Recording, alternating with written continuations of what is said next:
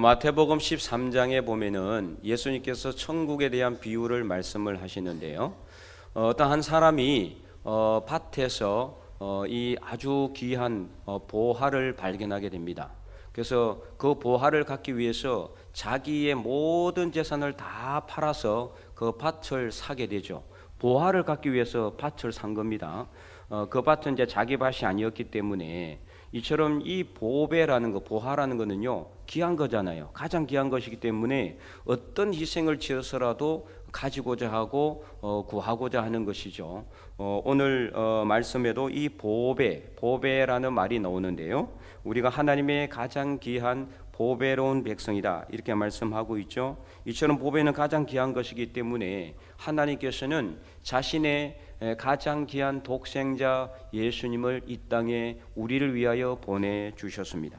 그래서 우리를 구원하셨고 우리의 모든 죄와 허물을 다 용서하여 주셨습니다.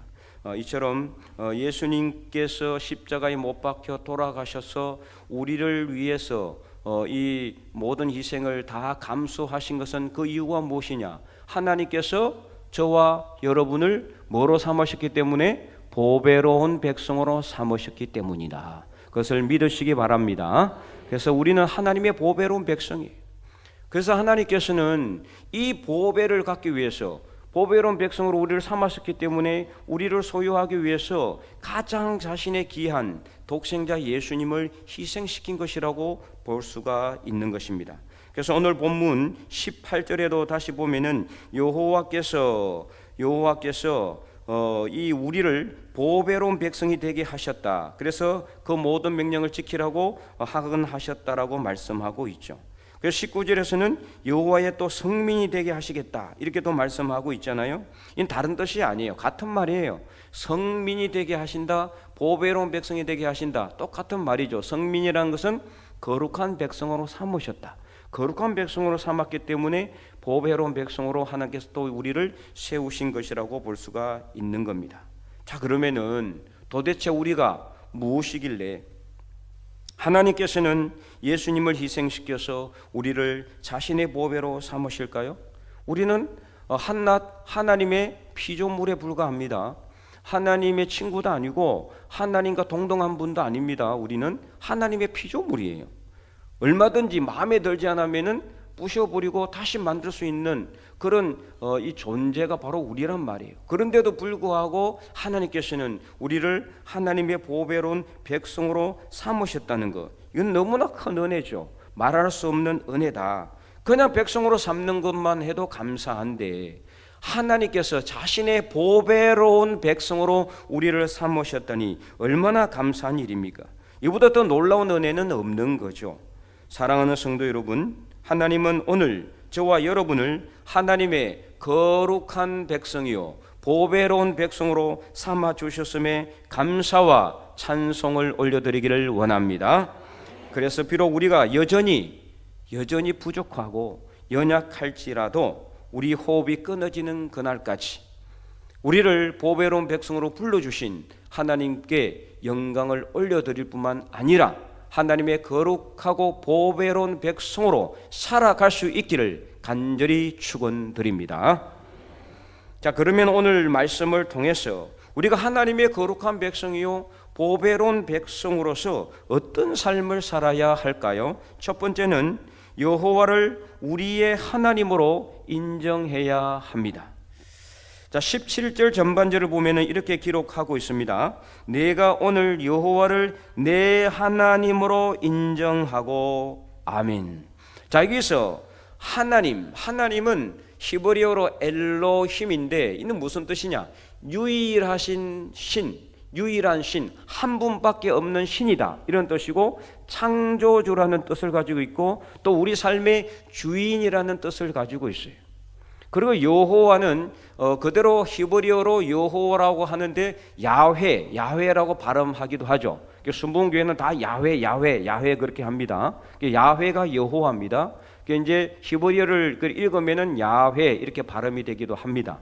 그래서 이 여호와의 뜻은 뭐냐? 스스로 계시는 분, 이런 뜻이에요. 스스로 계시는 분. 우리를 창조하시고 유일하신 신이기 때문에 스스로 계신 분이라는 뜻이죠. 그래서 스스로 계시는 분인 이 여호와는 바로 하나님의 이름입니다. 하나님의 이름. 하나님은 여호와의 명칭인 거죠. 그래서 여호와 하나님은 같은 분입니다. 그러므로 여호와를 내 하나님으로 인정하라는 뜻은 바로 하나님을 유일하신 신이요, 우리의 창조주요, 우리 삶의 주인으로 인정하고 받아들이라는 것을 말씀하고 있는 겁니다. 우리가 생각할 때는 당연하잖아요. 이거는 뭐 말할 것도 없죠. 그러나 당시 이 가나안 땅에는요, 지금 이 신명기 말씀이 기록된 이 곳은, 이 장소와 이 시간에는 아직 이스라엘 백성들이 가나안 땅 들어가기 전이에요. 자, 가나안 땅, 오늘날 가나안은 이제 이스라엘입니다. 이스라엘 그쪽이 이제 지금 성경에 말하는 가나안인데, 가나안 땅, 그 당시에 가나안에는요 수많은 우상들이 있었어요. 온갖 우상들이 절비했어요. 그래서 그 우상을 섬기고 우상에게 절하고 하나님이 만들어 놓은 동물, 식물, 모든 피조물에다 대고 절을 하고 빌고 그러한 일들이 만연했다라는 거예요. 심지어는 자기 자식을, 자기 아들을, 자기 딸을 불에 태워가지고 그 우상에게 인신 제사를 드리는 일까지 있었어요. 이러한 깊은 우상 문화에 유혹되어서 여호와를 하나님으로 인정하지 않을 수도 있기 때문에 하나님께서는 오늘 이렇게 모세를 통해서 이스라엘 백성들을 다시 그 가나안 땅에 들어가기 직전에 모아놓고 오늘날 너희는 이 여호와를 하나님으로 인정하라, 이렇게 명령하고 있는 겁니다. 특별히 오늘 본문에서 여호와를 하나님으로 인정하는 주체는 누구냐? 바로 납니다. 나. 저 사람도 아니고 이 사람도 아니고 바로 내가 여호와를 하나님으로 인정해야 되는 거죠. 우리가 이제 전도하다 보면은 가끔 보면은 어떤 사람이 아이고 나는 뭐 전도 안 해도 됩니다. 우리 와이프가, 우리 아내가 열심히 잘 믿고 있기 때문에. 아니 그게 무슨 상관이에요 도대체? 아내가 여호와 하나님을 믿는 것은 그 아내분이 믿는 하나님이죠, 그죠? 아내분의 신앙이 자기 신앙이 아니거든요. 그런데 상관없대요. 자기 가족이 하나님을 믿고 있기 때문에 전도 안 해도 된다는 거예요. 아닙니다. 신앙은 철저하게 주관적인 겁니다. 내가 믿는 겁니다. 내가 하나님을 믿고 내가 예수님을 믿고 내가 성령님을 믿는 것이지, 아무리 같이 살고 있는 내 아내가, 내 남편이, 내 부모가, 내 자식이 하나님을 잘 믿어도 내가 안 믿으면은 절대로 구원 못 받습니다. 절대로 천국 갈 수 없습니다. 옆에서 뭐 좀 붙어 가지고 갈 수 있다? 천만의 말씀이에요. 절대로 그럴 수가 없어요.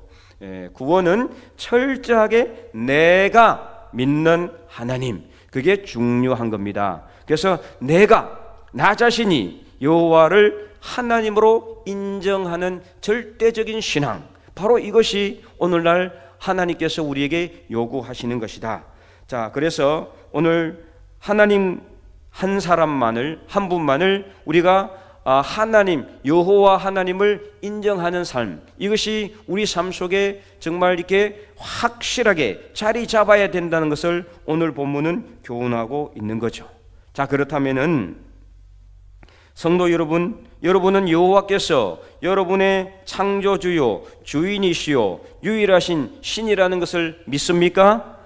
그렇다면은 나의 창조주신 여호와 하나님만 경배드리고 그 하나님만 의지하고 그 하나님만 믿을 수 있기를 간절히 소망합니다. 내가 믿는 겁니다. 저 사람이 믿는 것이 아닙니다. 내가 믿어야 천국 갈 수 있고 내가 믿어야 구원받을 수 있는 겁니다. 그래서 내 삶의 주인이신 하나님만 신뢰함으로 언제 어디서나 하나님만 의지하여 우리를 보배로운 백성으로 삼아주신 여호와를 어떤 상황 가운데서도 하나님으로 인정하고, 그래서 하나님이 우리에게 주시는 모든 복을 다 받아 누릴 수 있기를 간절히 축원드립니다. 두 번째, 우리가 하나님의 보배로운 백성으로서 어떤 삶을 살아야 되느냐? 말씀대로 지키고 행하는 삶을 살아야 된다. 그것을 계속해서 말씀하고 있어요. 이건 제가 정말 틈만 나면 강조했죠. 여러분 귀에 못딱지가 앉을 정도로 계속해서 말씀드렸죠. 말씀대로 행하는 삶, 이것이 중요하다. 자, 16절에 보면은 이렇게 기록되어 있어요. 16절. 오늘 내 하나님 여호와께서 이 규례와 법도를 행하라고 그냥 준 게 아니에요. 규례와 법도는 바로 하나님의 말씀을 의미하거든요. 하나님이 주신 말씀, 하나님께 주신 말씀을 그냥 본으로 보여준 게 아니에요. 장식품으로 보여주신 게, 말씀하신 게 아니란 말이에요. 뭐 하라고 주셨다?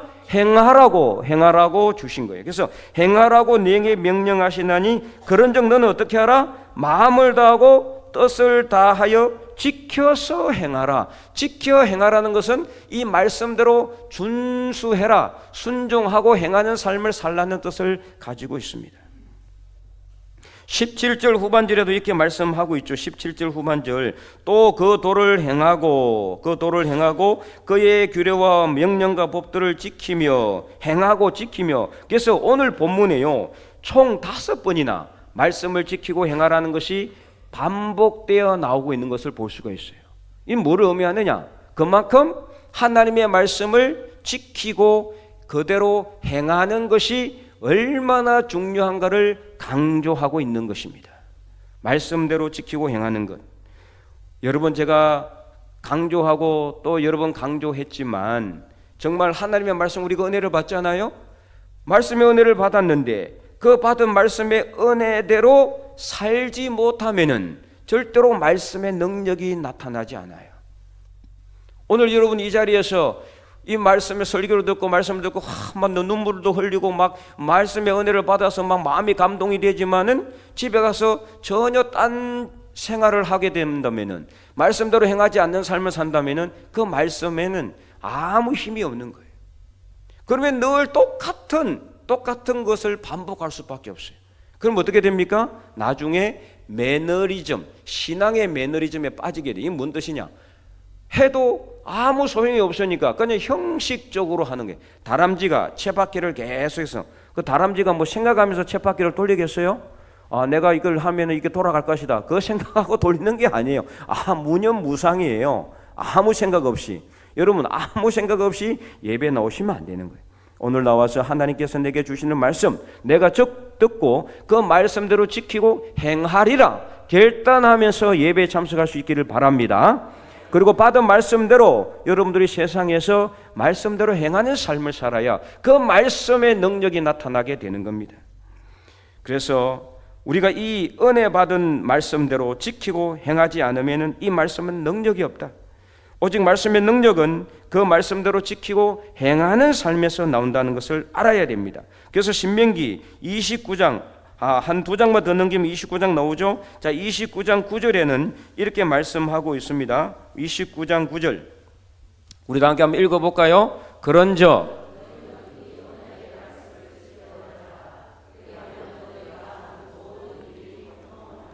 아멘. 아직 넘기고 있는 분들이 있으니까 한 번 더 읽어보도록 하겠습니다. 29장 9절 시작.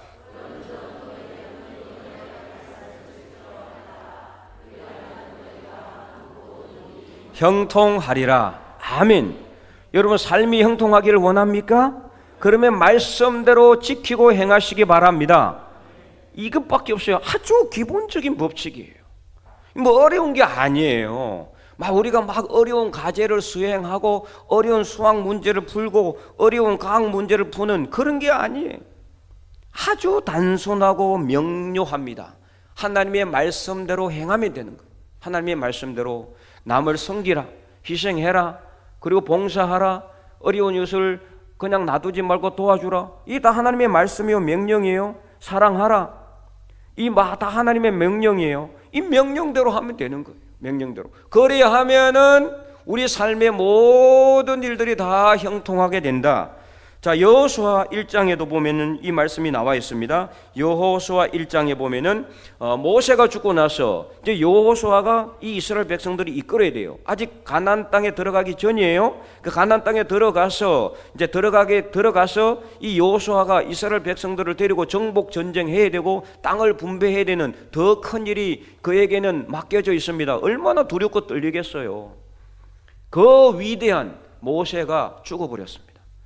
이게 힘든 일로 인해 죽은 것이 아니라 자기 명대로 살다가 죽었죠. 하나님께서 그를 이렇게 데려가셨다고 볼 수 있는데, 모세가 죽고 나니까 지도자는 이제 여호수아예요. 그 여호수아에게 하나님께서 어떤 말씀을 주셨느냐? 여호수아 1장 7절 8절 말씀 우리 다 함께 읽어볼까요? 오직 강하고 극히 담대하여 나의 종 모세가 내게 명령한 그 율법을 다 지켜 행하고 우로나 좌로나 치우치지 말라. 그리하면 어디로 가든지 형통하리니 이 율법책을 내 입에서 떠나지 말게 하며 주야로 그것을 묵상하며 그 안에 기록된 대로 다 지켜 행하라. 그리하면 내 길이 평탄하게 될 것이며 내가 형통하리라. 아멘. 계속 형통이란 말이 나오죠. 어떻게 하면 형통한다? 하나님의 말씀대로 지키고 행하면은 형통하는 삶을 산다. 이것을 말씀하고 있어요. 여러분, 말씀대로 행하는 삶 참으로 중요합니다. 오늘도 이 주보에 강구에 보니까 성경 일도 가신 분들이 있던데, 말씀을 읽는 거, 말씀을 묵상하는 거, 필사하는 거, 여러분 제가 이것을 계속 강조하는 이유가 뭔가 여러분들이 해서 뭘 드러내라는 소리가 아니에요. 여러분들이 말씀을 읽고 쓰고 묵상함으로 말씀대로 행하는 삶을 살도록 하기 위해서입니다. 그래서 그 말씀의 능력을 경험하고 말씀대로 살 때 형통한 삶을 살게 된다는 것을 깨달으라는 거예요. 힘들고 어려울 때 이 말씀이 우리가 얼마나 힘이 되는지 몰라요. 시편 119편에 보면은 이 말씀이 내 고난 중에 위로라 그렇게 했어요. 이 말씀이 없었다면 내가 고난 중에 내가 벗어날 수 없었을 텐데, 고난 중에 위험한 지경에서 힘들고 어려울 때 말씀을 묵상했더니, 말씀을 읽었더니 말씀의 은혜가 나를 살렸다는 거예요.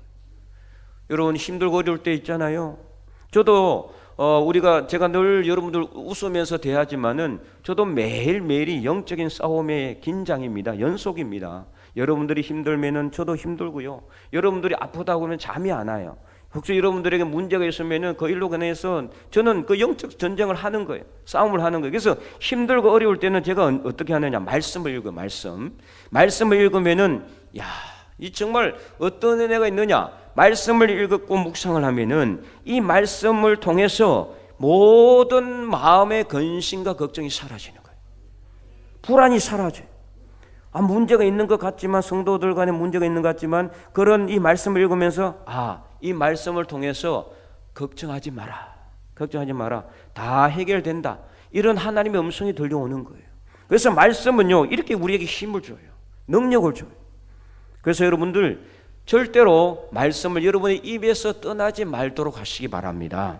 항상 말씀을 읽고 말씀을 묵상하시기 바랍니다. 처음 성경을 읽는 분들은 처음부터 구약부터 읽으면 힘드니까 시편 중심으로 읽으시면 됩니다. 시편을 보면은 정말 우리에게 은혜를 줘요. 다윗이 그 힘들고 어려운 때에 어떻게 그 고난을 갖다가 이겼는지 시편을 보면은 잘 나와 있어요. 그래서 여러분들이 말씀을 통해서 여러분의 삶이 해결되고 문제가 풀려지고 질병이 고침을 받고 치유되는 놀라운 회복의 역사가 일어날 수 있기를 간절히 축원드립니다. 왜 그러느냐? 이 말씀은 바로 하나님 자신이기 때문입니다. 자, 그냥 우리가 이 말씀의 은혜를 못 받으면요, 이 성경은 그냥 책이에요, 책. 그리고 이 말씀은 그냥 흰 종이에 쓰여진 검은 글씨에 불과합니다. 그러나 이 말씀을 읽고 내가 은혜를 받으면은 이 말씀 한 절 한 절이 바로 하나님 자신이다. 하나님 우리에게 말씀을 하시는 거예요. 하나님 우리에게 말씀. 그래서 요한복음 1장 1절에는 이렇게 말씀하고 있죠. 태초에 말씀이 계시니라. 함께 읽어보겠습니다.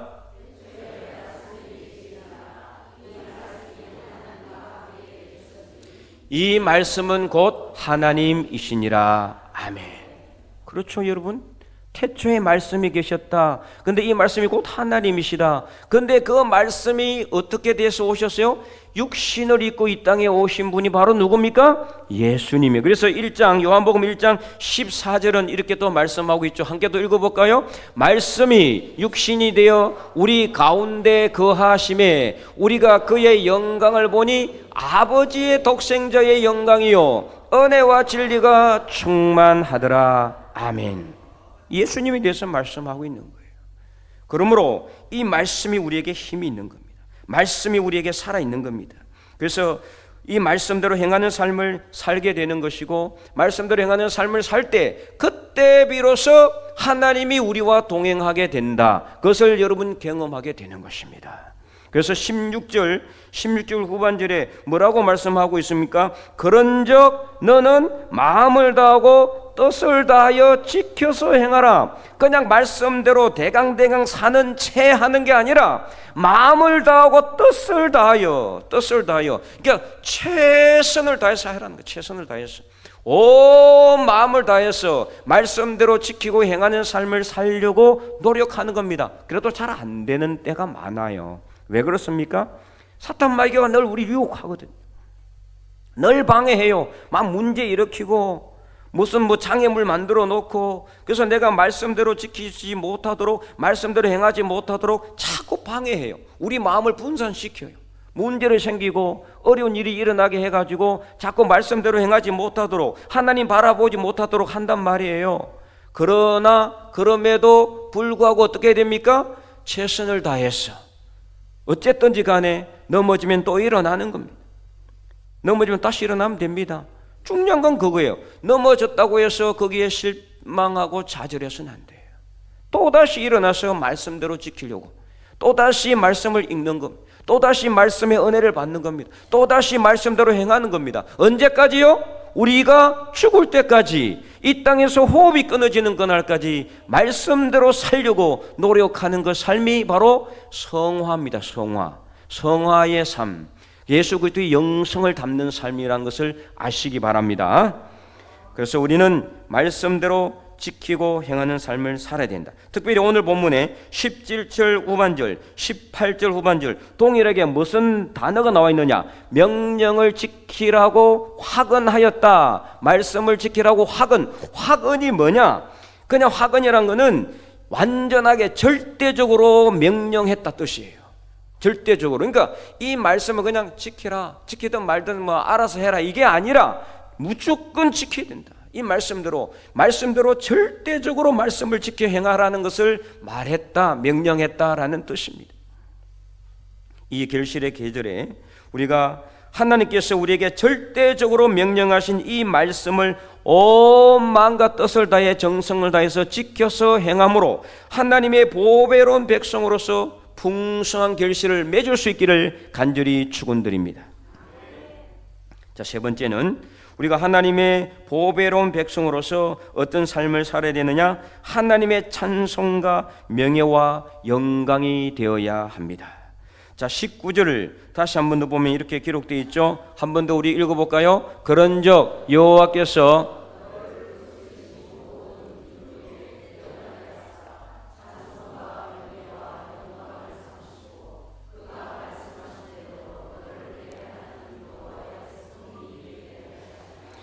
아멘.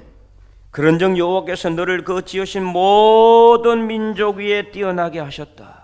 모든 민족 위에 뛰어나게 하셨다. 하나님이 우리를 모든 사람들 위에 올리시는 그날, 존귀하게 하시는 그날이 오게 된다. 내가 나를 높이는 것이 아니라 내가 하나님의 보배로운 백성으로 살아가게 되면 하나님이 우리를 모든 사람들 위에 존귀하게 여기게 하시게 되는 겁니다. 하나님이 그렇게 하신다는 거예요. 하나님이 내가 높은 자리로 올라가는 것이 아니라, 내가 내 자신을 존귀하게 하는 것이 아니라 하나님이 우리를 존귀하게 하신다. 보배로운 백성으로 삼았기 때문입니다. 보배로운 백성으로. 그래서 이 모든 민족 위에 뛰어나게 하셔서 어떻게 하셨느냐? 그 다음에 하나님의 찬송과 명예와 영광을 삼으셨다. 찬송과 명예와 영광을 삼으셨다. 여러분이 얼마나 큰 은혜입니까? 도대체 나 같은 사람을, 좀 나같이 부족한 사람을, 나같이 연약하고 허물도 많고 실수하고 자꾸 무너지는 사람을 하나님의 찬송과 명예와 영광으로 삼으셨다는, 이 얼마나 큰 은혜입니까 여러분? 너무나 귀한 은혜예요. 그냥 구원받을 자격도 없는데 그런 나를 하나님께서 독생자 예수님을 보내셔서 구원하여 주시고, 그것도 모자라서 하나님의 찬송과 명예와 영광이 되게 하신 거예요. 얼마나 귀한 은혜인지 몰라요. 어떻게 보면 참 이것은 정말 우리가 도대체 이러한 그 영광을 받을 수 있는 자격이 안 되는데도 불구하고 이렇게 하셨다는 것은 너무나 기쁜 일이 아닐 수가 없는 겁니다. 그런데 마냥 기뻐하고 있을 수만은 없다. 왜 그럴까요? 사실 우리는요, 어떻습니까? 너무나 부족하고 연약하여 자꾸 넘어지고 실수합니다. 그런데 우리가 하나님의 찬송과 명예와 영광이 됐다라는 것은 무슨 뜻일까요? 우리의 삶이 하나님을 찬송하고 하나님의 명예를 높이고 하나님의 영광을 올려드리는 삶이 되어야 한다는 것을 의미하는 거거든요. 그렇잖아요? 자격 없고 부족하고 연약한 나를 하나님의 찬송과 명예와 영광으로 삼으셨다면은 우리는 하나님의 찬송과 명예와 영광이 되는 삶을 살아야 된다는 거예요. 그런데 우리를 돌아보니, 나를 돌아보니 그게 잘 안 되는 거예요. 그러니까 너무나 하나님께 죄송스러울 수밖에 없는 거예요. 저는 나 자신을 봐도 그래요. 하나님의 찬송이 돼야 되고 하나님의 명예가 돼야 되고 하나님의 영광이 돼야 되는데, 내가 과연 하나님의 찬송과 명예와 영광이 되느냐. 목사로서 정말 우리 성도 여러분들의 사랑을 받고 존경을 받고 귀함을 받는데 그냥 내가 이것으로 안주하고 있지는 않는가, 이런 생각을 하게 될 때 너무나 내가 하나님께 죄송스러운 거예요. 내가 과연 내 삶이 하나님의 찬송이 될 만한 삶이 되는가, 하나님의 명예로운 삶이 되는가, 하나님의 영광스러운 삶이 되는가, 이걸 생각할 때는 너무나 부족하고 너무나 내 얼굴이 떳떳해서 하나님을 도저히 똑바로 쳐다보기가 힘든 거예요. 그래서 정말 나는 저도 그렇지만 여러분들도 늘 하나님 앞에 서면은 할 말이 없는 거죠. 나 같은 사람을 왜 하나님의 찬송으로 삼으시고 하나님의 명예가 되게 하시고 하나님의 영광이 되게 하셨을까? 이것은 말할 수 없는 은혜, 하나님이 나를 사랑하시기 때문에, 보배로운 백성을 삼으셨기 때문에 그럴 수밖에 없던 이 한 가지 말고는 다른 이유가 없는 거예요. 나를 사랑하신 하나님, 여러분을 사랑하시는 하나님이시기 때문에 그런 줄로 믿습니다. 성경에는요, 하나님의 영광이 된 사람들과 그러지 못한 사람들이 대조해서 나와요. 자, 아브람과 롯이 있죠. 그리고 사무엘과 엘리가 있습니다. 다윗과 사울이 있잖아요. 다 대조적인 사람들입니다. 같이 나오면서. 근데 여기서 중요한 건 뭐냐? 아브람이나 사무엘이나 다윗이 정말 한 점 흠도 없고 점도 없고 완벽했기 때문에 하나님의 찬송이 되고 명예가 되고 영광이 되었느냐? 절대 그렇지 않죠. 우리가 알지만 이 사람들도 다 허물이 있는 사람들입니다. 우리만큼이나 연약한 사람들입니다.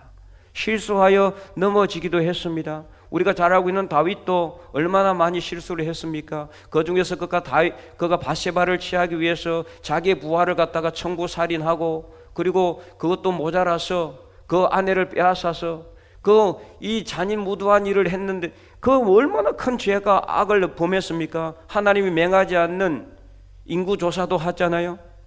수없이 실수하고 연약하지만, 그러나 이 사람들이 위대한 점이 뭐냐? 자기의 부족함과 연약함을 빨리 깨닫고 회개하고 완전하신 하나님을 의지했다라는 거예요. 이게 바로 그들의 위대함이에요. 이 세상에 완벽한 사람 아무도 없습니다. 누가 완전한 사람이 어디 있어요? 아무리 성인군자 같은 사람이라 할지라도 허물이 있기 마련입니다. 연약합니다. 부족합니다. 넘어집니다. 그러나 중요한 것은 뭐냐? 우리가 부족하기 때문에 하나님을 믿는 거죠. 내가 부족하지 않으면 왜 하나님을 믿겠어요? 오늘 세례 교육을 한 분들에게도 그 이야기를 했어요. 부족하고 실수가 많으니까, 그러니까 전도하는 것이다.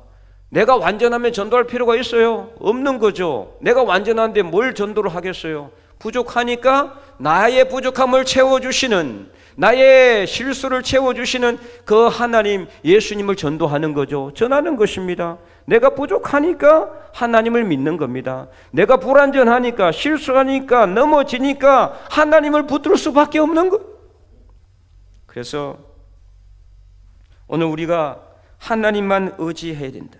하나님만 바라봐야 된다. 그래서 우리는 우리의 부족함과 허물만을 탓하고 있을 수만은 없는 일이에요.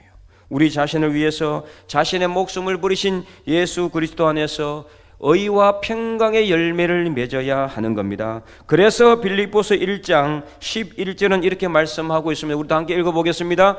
예수 그리스도로 말미암아 의의 열매가 가득하여 하나님의 영광과 찬송이 되기를 원하노라. 아멘. 그래서 우리가 하나님의 찬송과 하나님의 명예와 하나님의 영광이 되는 건 어떤 삶이냐? 예수 그리스도를 굳게 믿고 예수 그리스도 안에서 거함으로 예수님 안에서 의의 열매를 맺어. 의의 열매를 맺는다는 것은 믿음의 열매를 맺는 것을 의미하는 겁니다. 그 믿음의 열매를 맺어서 어떻게 한다? 하나님의 찬송이 되고 하나님의 명예가 되고 하나님의 영광이 되는 거예요. 그래서 우리가 예수님을 똑바로 믿고 예수님을 온전히 믿고 예수님을 믿고 바라보면서 예수님 안에서 믿음의 삶을 살 때 우리는 다른 믿지 않는 사람들에게 칭송을 받게 되는 거예요. 칭찬을 받게 되는 거예요. 야, 저 사람 같이 살아야 된다. 저 사람 보니까 예수 믿는 사람이다. 그래서 하나님의 이름이 영광을 받는 것이고 찬송을 받게 되는 거예요. 그래서 우리가 복음을 전하고 그래서 그들에게 전도하고 하나님 믿는 사람, 이런 사람이라는 것을 보여줌으로 인해서 하나님의 찬송과 명예와 영광이 되는 삶을 살아갈 수 있기를 바랍니다. 사랑하는 성도 여러분, 이 시간 우리 모두가 하나님의 거룩하고 보배로운 백성으로서 여호와 우리 하나님만 바라보며 말씀대로 순종하고 행함으로 하나님의 찬송과 명예와 영광이 될 수 있기를 주님의 이름으로 간절히 축원드립니다.